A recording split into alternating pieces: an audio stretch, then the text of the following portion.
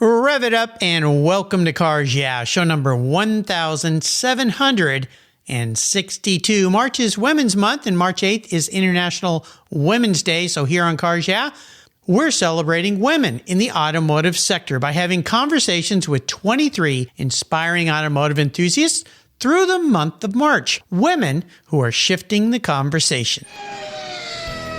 This is Cars Yeah, where you'll enjoy interviews with inspiring automotive enthusiasts. Mark Green is here to provide you with a fuel injection of automotive inspiration. So get in, sit down, buckle up, and get ready for a wild ride here on Cars Yeah.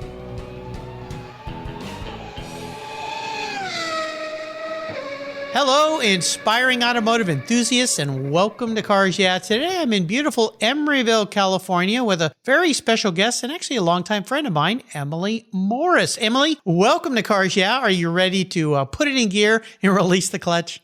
Yes, I am. All right, we'll have some fun here. Now, before I give you a proper introduction, maybe share with the listeners one little thing that most people don't know about you. And remember, your dad's probably listening.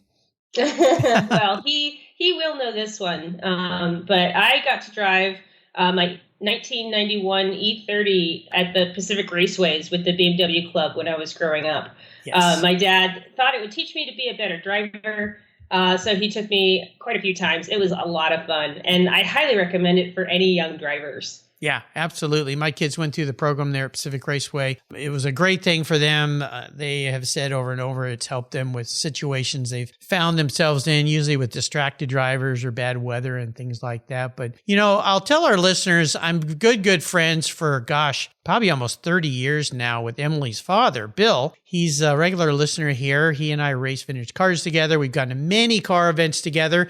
Emily and her siblings and her dad and I have been at Pebble Beach for the last 30 years for me, 20 years, something like that for you, Emily. So we've been hanging out around cars for a long time. And I thought she'd be a great guest today because while she doesn't work specifically right now in the automotive industry, she has in the past, as you'll hear. She's an avid automotive enthusiast and very eager to share her engineering and design background with what she does as a career, but also her passion for cars. So let me give her a brief introduction. Emily Morris is a product development engineer working in the Bay Area. Over the last 14 years, she has worked in the aerospace, the automotive, and the medical device industry as a manufacturing engineer. Her love of cars started while attending vintage car races with her dad and me, who raced a variety of old cars, including a Lotus, an Alfa Romeo, and a Lola, to name a few. Emily's passion inspired her to graduate from the Vehicle Research Institute in Western Washington University, and she joined Tesla Lathrop facility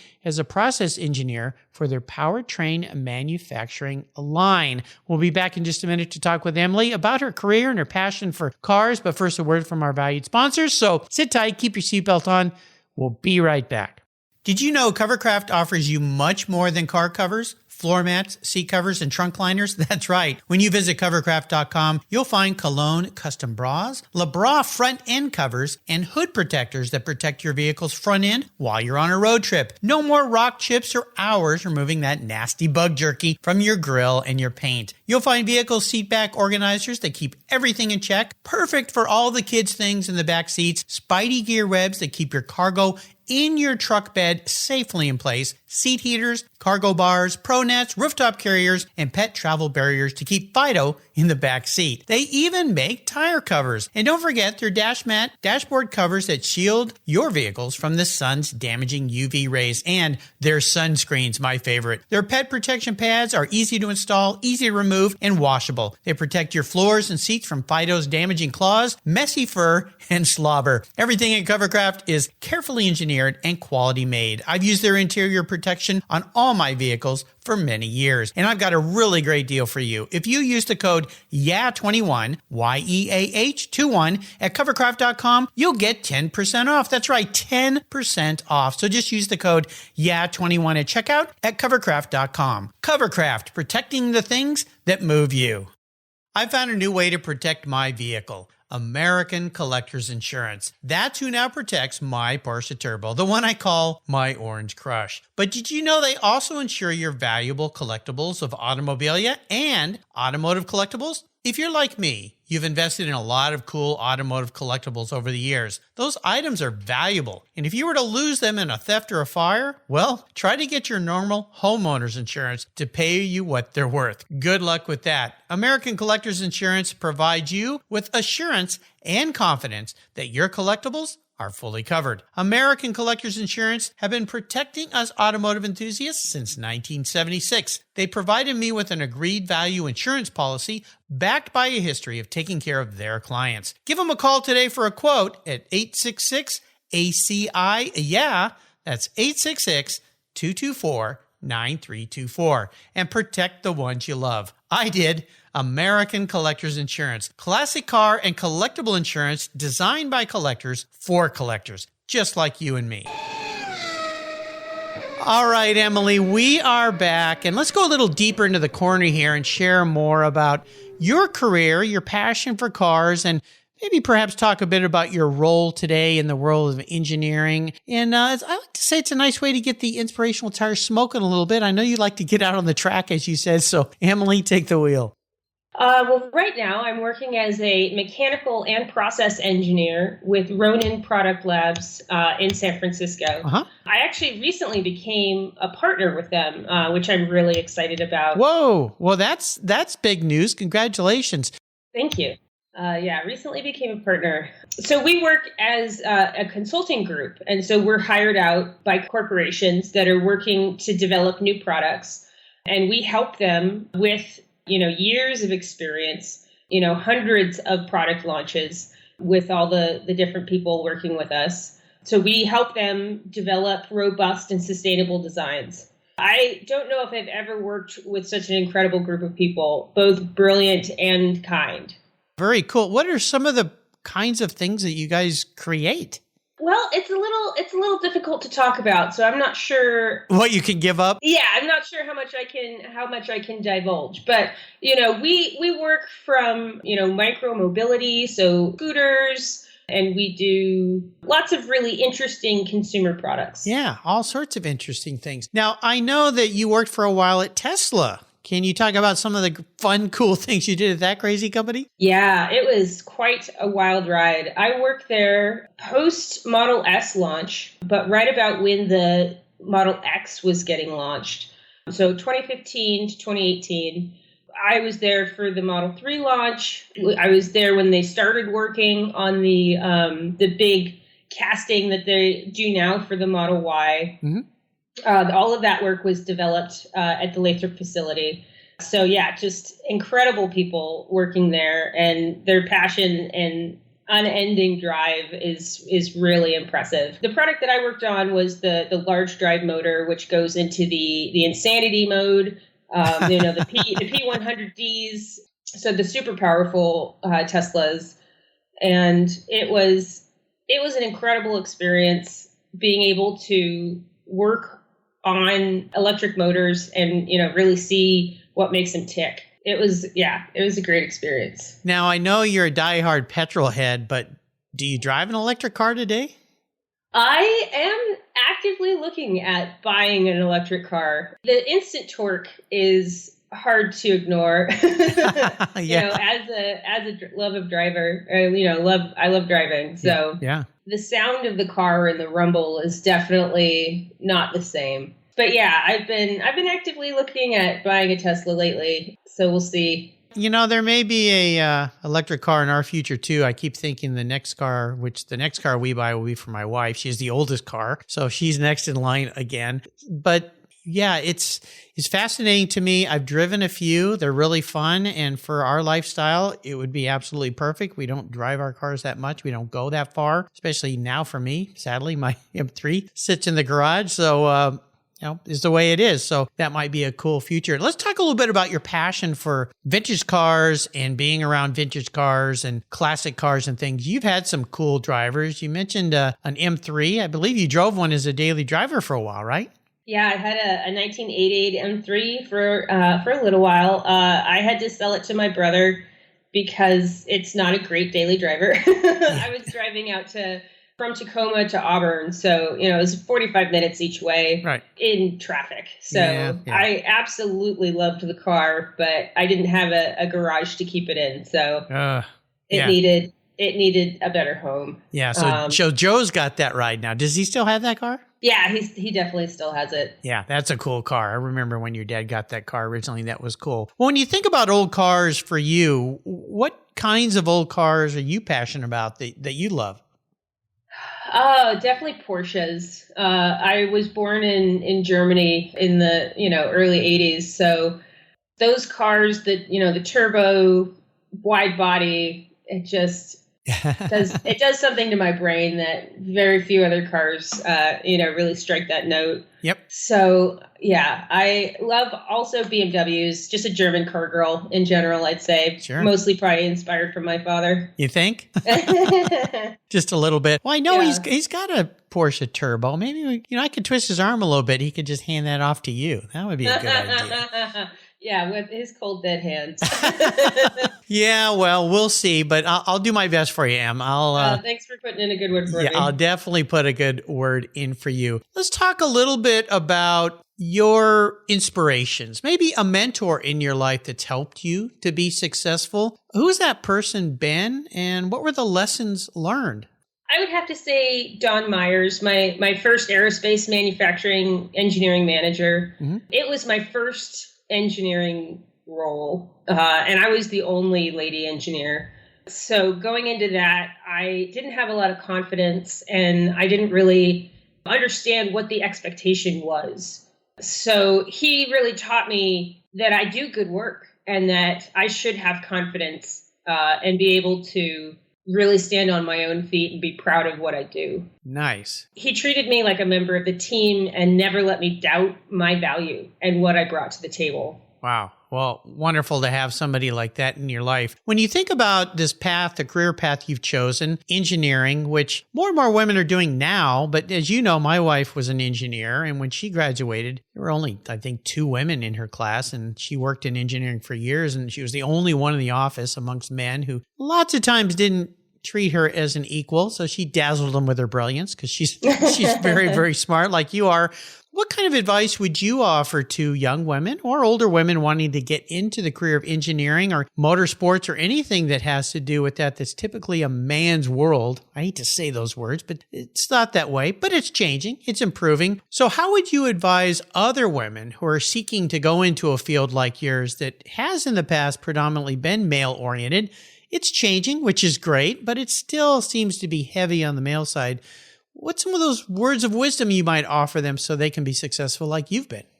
I would definitely say that they need to learn to advocate for themselves. I have had a similar experience to your wife where I'm not taken seriously from the get-go, and I have to prove myself and my ability. Mm-hmm. I've learned how to do that so I can wow them and have them treat me like an equal relatively quickly.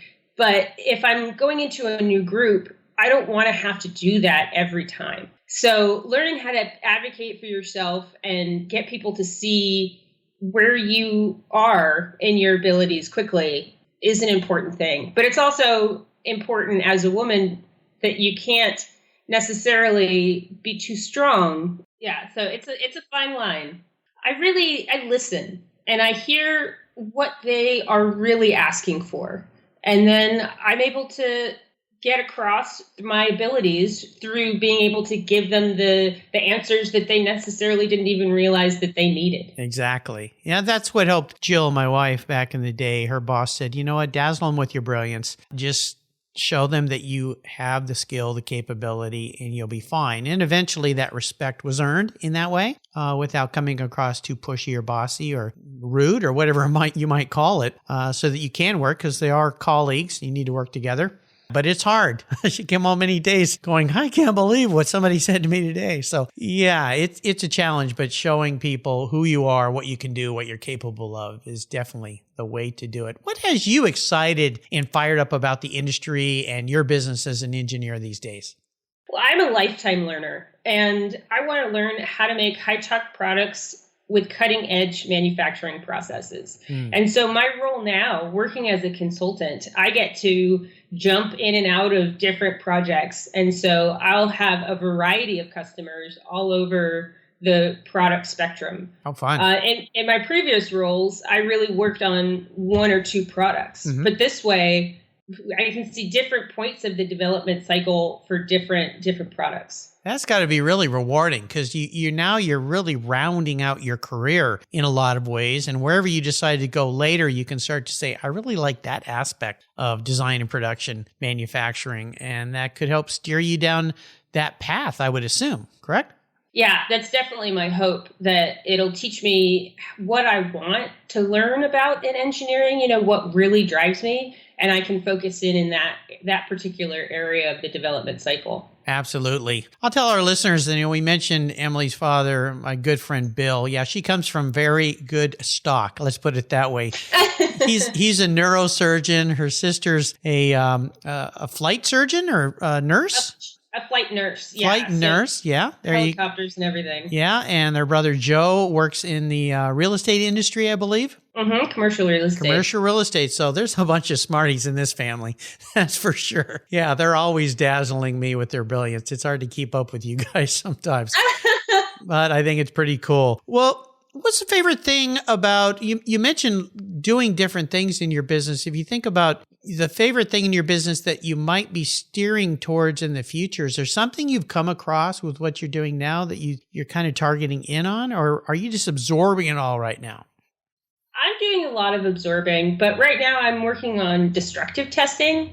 Oh, fun. You get to break stuff? Yes, I totally do. And it's my first foray into that. And I've seen it done before, but I was never able to participate. And so this is my first opportunity to really get hands-on and break things. And it's just so much fun. And it's providing a lot of really useful information. So it's very productive destruction. It's great. Well, it's good. Sometimes I've bought things before and they broke and I've gone, who engineered this? Why didn't they think of this? What a weak link in this part of the chain, if you will. Yeah, exactly. Yeah. So that sounds like fun. Very cool. Well, let's take a short break and thank our sponsors. We come back. I want to get under the hood with a little challenge that you've had in your career so far. So keep the seatbelts on. We'll be back with Emily Morris in just a minute.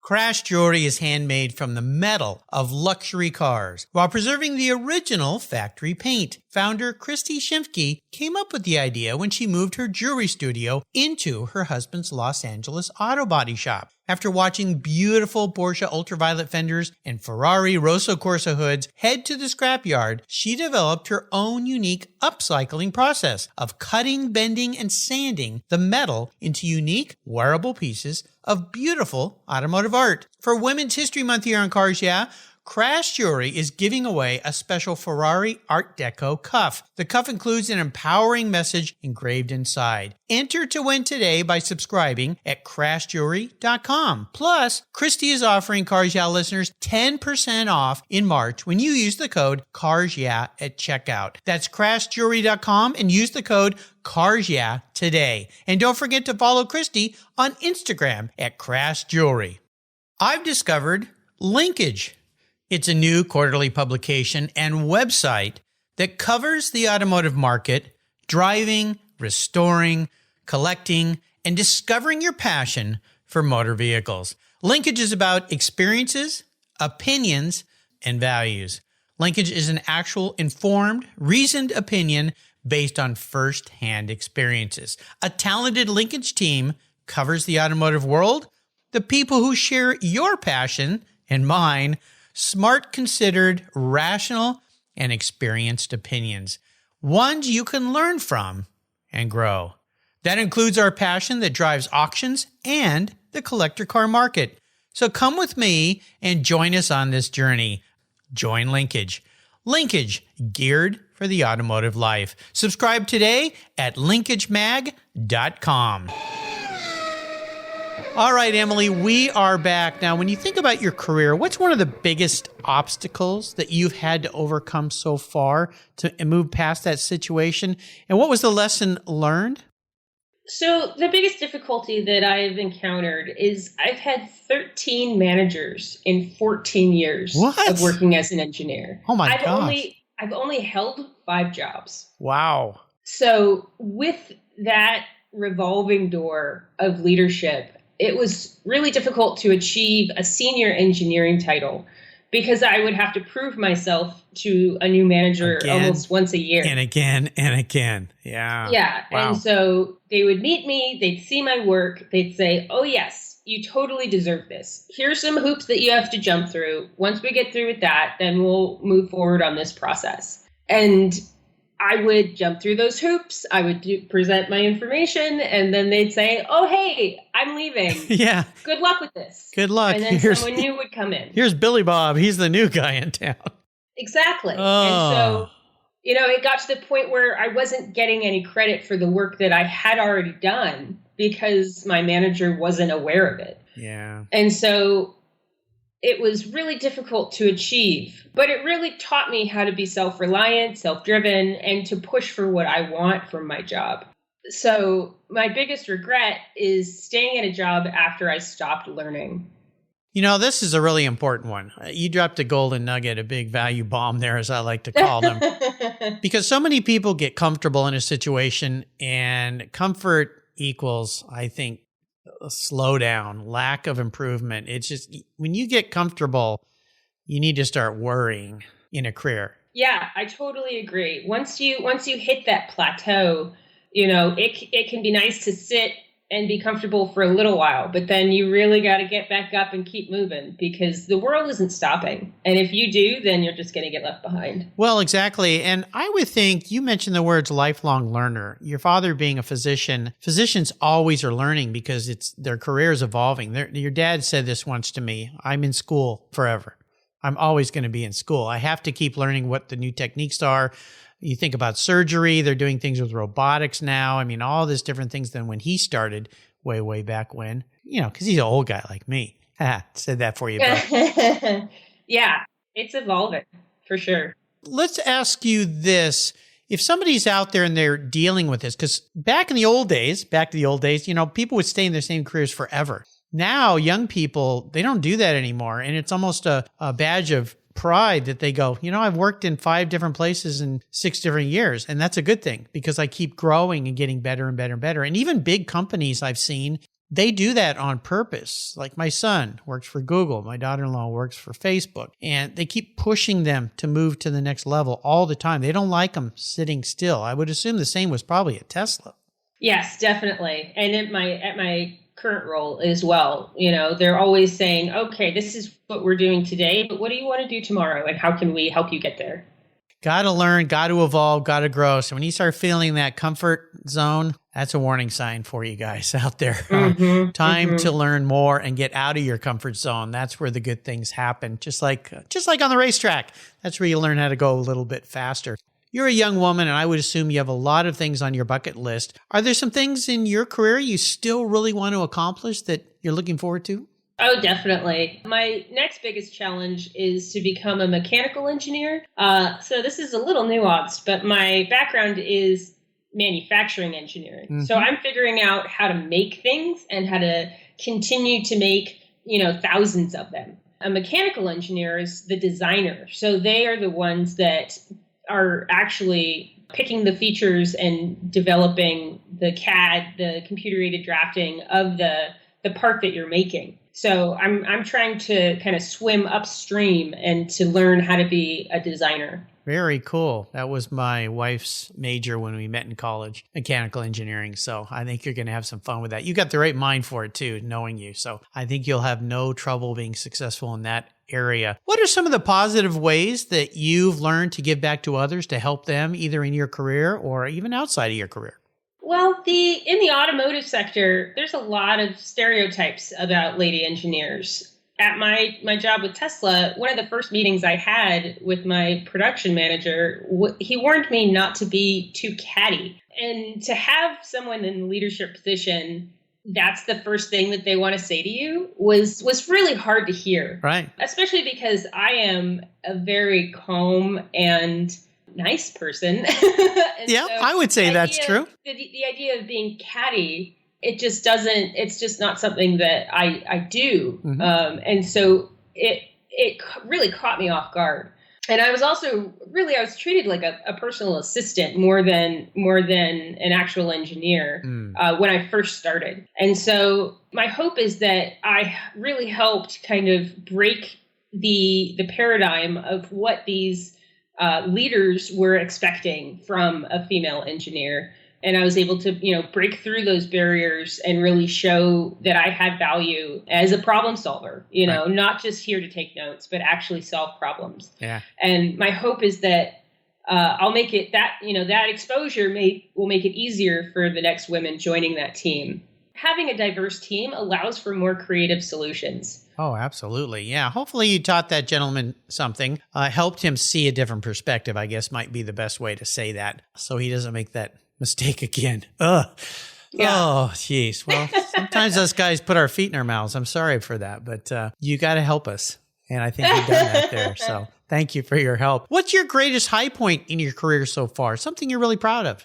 Well, while I was working at Tesla, I worked on the large drive motor, and it's still going. I left them in 2018, and I still have a lot of friends that work there, so they can tell me like, oh, is my production line still going strong? Yeah. And, they're like, yeah, it requires very little attention, and it's still running really strong. And they've actually retired, I believe, the small drive motor, which came out as a replacement for the large drive to kind of move away from the old design and make a new design. But it was retired. So the large drive actually lived longer than its replacement. And, wow. A lot of the reason it was able to do that was because of the work that I put in and my team put in to make it a sustainable manufacturing process.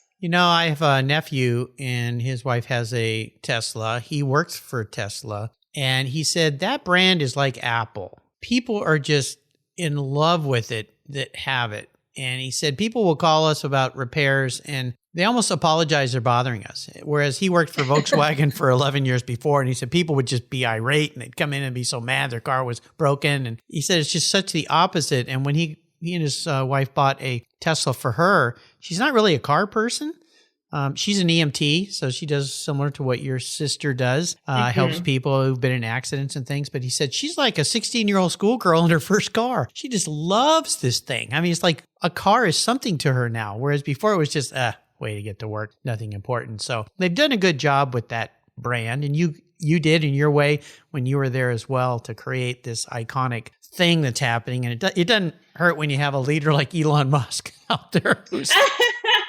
Well, sometimes it hurts. Well, yeah, I know. But you know what? You don't get to do the things or get to his levels without being a little bit different, if you will. So, I got to sit in a Clubhouse talk, the new app out there, Clubhouse, with him a couple of weeks ago. And oh my gosh, that was interesting. It's like sitting in a room. If anyone's used that new app, it's brand new. You have to be invited to get in. And my kids were really impressed that I was a member. They didn't even know about it. So cutting edge. But he got invited into a meeting, and I got to sit there and listen to him for 2.5 hours on a Saturday night. Talk about going to Mars and Tesla and all this stuff. Wow. It was incredible. Yeah.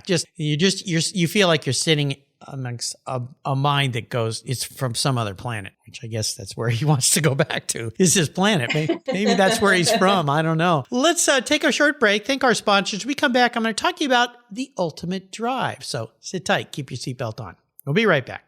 Cars Yeah is proud to support our veterans, which is why I've teamed up with our nonprofit partner, TechForce Foundation, through its Veterans at Work Military Transition Campaign. The tech shortage is very real, and our country needs skilled, qualified techs to keep our cars, trucks, airplanes, and fleets rolling. When so many vets build their skills in maintaining and servicing vehicles when deployed, TechForce helps transition those skills to jobs as professional technicians when they come home. Learn more about TechForce Foundation and its Veterans at Work Military Transition Fund at techforce.org today. All right, Emily, here's a fun question. If I could take you on a special ride with anyone out there and any automobile of your choice, This could be somebody who's living or deceased. Who would that person be, and what would the automobile be? So the car would be a 507 BMW. Ooh. And I'd want to go with my dad. I haven't seen him much over the last year because of COVID. And so it would just be a real treat to get to ride around in that car with him. And I would definitely want to be the one driving because I love driving. And I'm sure it would make him nervous. I'm a really good driver. Yep. He taught me very well, but I'm pretty sure he would still be nervous. That's pretty fun. Now, I know you and your family have been doing Zoom meetings every week, which is a pretty neat idea with this COVID thing, not being able to get together. Yeah, and I stay in touch with your dad. I've seen him a bit since he and I live close to each other. So if you got in this 507 with your dad, and let's say you're cruising through Europe in this thing, and you already answered the question who will be driving, that would be you. You go, girl. I like that answer. What's maybe a question or two you would ask him? I would probably ask him what he knows about the area. He lived in Europe for a while and has an incredible memory for history, and he's just so knowledgeable. So, I'd probably ask him a question about where we were driving or something about the car, and I'm sure he'd be able to rattle off lots of awesome information. Oh, yeah. Yeah. His memory is sharp. Tack sharp, as they say. The stuff he remembers. Yeah, you got to be careful what you say to him because he'll remember every little thing. So. Oh, yeah. And he'll bring it up again later. Oh, yeah. He's good at that. How about a book, Emily? Is there a book you've read that you think our listeners would glean some great information from? The Brandon Sanderson, his Stormlight Archive. It's a series of books that he's been writing for a number of years. I think he just released number 4 this last November. It's a high fantasy, but it deals with real world issues like depression and avoidant behavior. It has many ideals for life that I really take to heart and I think will make for a better world. So the sort of idea of life before death, strength before weakness, journey before destination, the idea of uniting instead of dividing, and the idea that it's important to take responsibility for your failures, but to rise up and to be better next time. Nice. First time that book's been recommended here. Sounds absolutely splendid. So I'll make sure to put a link to that on Emily Morris's show notes page on the Cars Yeah website so you can get your hands on that book. And remember, there's a place on the Cars Yeah website called Guest Recommended Books where there's over 1,800 books listed there. And I've made it very easy for you to click and buy. Emily, you've taken us on a really wonderful ride today. It's good to reconnect with you and get to know you and talk to you in a different format than typically I think of you as Bill's daughter. And I know you're a professional woman and you've worked in the field, but this is really a joy for me to have you on the show. I want to thank you for sharing your journey. Before we part ways, could you offer our listeners one little parting piece of wisdom or guidance? For that, I have to quote Maya Angelou. Hope for the best, prepare for the worst, and be unsurprised by anything in between. We generally have very little control over what happens in our lives. It's more of an influence than actual control. But we do control how we respond to challenges. And so it's important that if you see something scary, that you push yourself to get outside your comfort zone and to always be a lifetime learner. Yeah, I love it. Wonderful, wonderful words of inspiration there. What's the best way to follow along with you or learn more about the company you're working with? We have a website, but it's currently under construction. So unfortunately, I don't have any good, and I have a pretty low profile on the social media. Yeah, circuit. You're a very stealthy lady. Yeah, I mark myself can't be found via search. Well, I'll tell you what, when you get that new website up, send me a link to it. I'll put it on Emily's show notes page so people who might be looking for services of your company can find you guys and inquire and hopefully send some business your way. Listeners, again, you can find everything Emily has shared on her very own show notes page here on Cars Yeah. I want to thank you, Emily, for being part of Women's Month, the celebration of women here at Cars Yeah, and for sharing your expertise and your guidance and your wisdom. Until you and I talk again, my friend, I'll see you down the road. Thank you for having me. You're welcome. Did you know that Cars Yeah is in the top 1% of all podcasts based on listenership, according to Libsyn, the premier RSS feed for podcasts in the United States. That's right. And Cars Yeah is the only 5-day-a-week automotive-focused podcast for you to get your message into the ears of thousands of listeners daily from all over the world. Plus, DuPont Registry recommended Cars Yeah is one of their top 10 car podcasts for you to enjoy. Cars Yeah has experienced tremendous growth, plus your ads are evergreen, meaning they never go away.